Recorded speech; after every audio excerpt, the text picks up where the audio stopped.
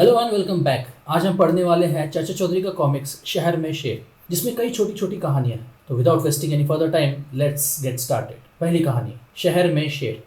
चाचा चौधरी और साबू आंगन में गप लड़ा रहे हैं। चाचा जी, आपकी शादी कैसे हुई?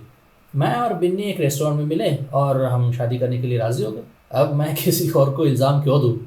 शादी के होते ही मेरी बीवी ने मेरी आदतें बदलनी शुरू कर दी। उसने मेरी सिगरेट की आदत छुड़वा दी, घर पर वक्त पहुंचने की आदत डाली और उसने मुझे सभ्य शिष्ट और ज्ञानी बनाया।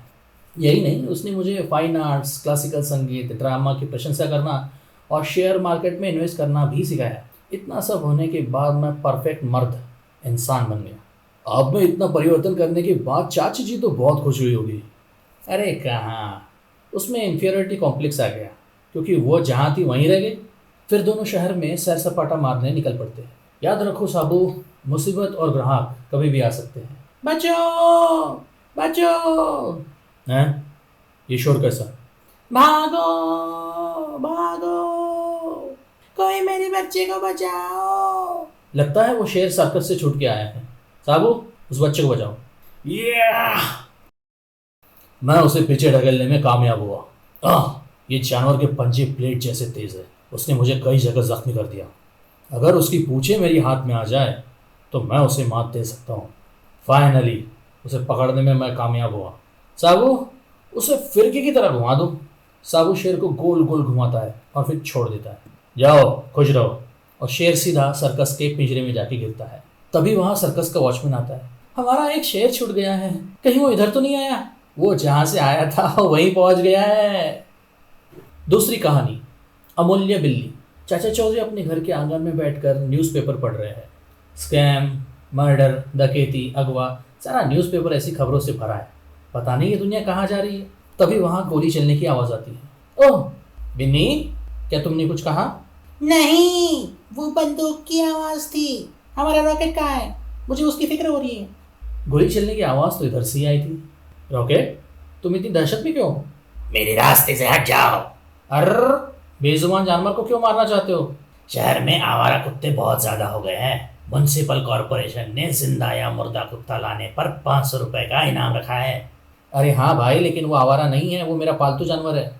वो आदमी चाचा चौधरी को धक्का मार कर रॉकेट के पीछे दौड़ने लगता है। कुछ भी हो, उसे मारकर मुझे 500 रुपए कमाने हैं। आह, बंदूक की गोलियां खत्म।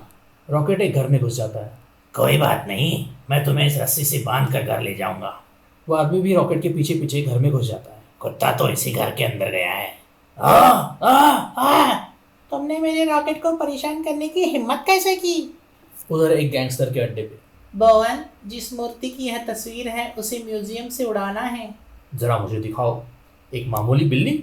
म्यूजियम में तो कई और कीमती चीजें होंगी, जैसे पुराने जेवरात। यह महारानी कोटकोपर की बिल्ली थी, जिसे वो बहुत प्यार करती थी। जब वो जानवर मरा तो महारानी ने उसकी सोने की मूर्ति बनवाई, जिसकी आंखों में करोड़ों रुपए के तो हीरे भी हैं। तब सचमुच वह मूर्ति हमें अमीर बना देगी। वो दोनों म्यूजियम पहुंचते हैं और मूर्ति चुराने में कामयाब भी हो जाते हैं, पर उनका खराब नसीब कि चाचा चौधरी वहां पहुंच जाते हैं। जिस तरह हिटलर का डुप्लीकेट था, उसी तरह हर कीमती चीज़ की नकल होती है। तुम्हारे हाथ में जो है वो नकली है। तो फिर असली मूर्ति कहाँ है? वो उस कमरे में सुरक्षित है। तो फिर मैं यहाँ क्या कर रहा हूँ? मैं अंदर जाता हूँ।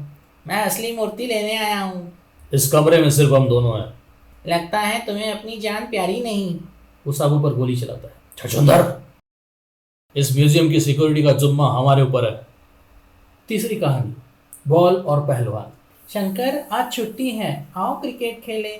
असलम, पहली बैटिंग मैं करूँगा। टॉस कर लेते हैं, वही डिसाइड करेगा पहले कौन खेले। ठीक है, तो मेरी टेल। हेड्स, मैं बैटिंग करूँगा।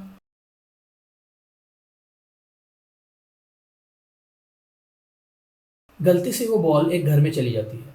बॉल उस घर में गई है, जाओ उसे ले आओ। तुम फील्डिंग कर रहे हो, वो तुम्हारा काम है। अंकल, हमारी बॉल। निकलो यहाँ से, कोई बॉल नहीं मिलेगी। बच्चों, खेल क्यों नहीं रहे? आज तो छुट्टी है। चाचा जी, वो पहलवान हमारी गेंद नहीं देता। साबू, जाकर बॉल लेकर आओ। इस बार मैं तुम्हारी हड्डियां तोड़ दूंगा। तुम कुछ कह रहे थे? जी, मैं तो बोल रहा था ये आपकी बॉल ले लो। चौथी कहानी, बेसुरा गायक।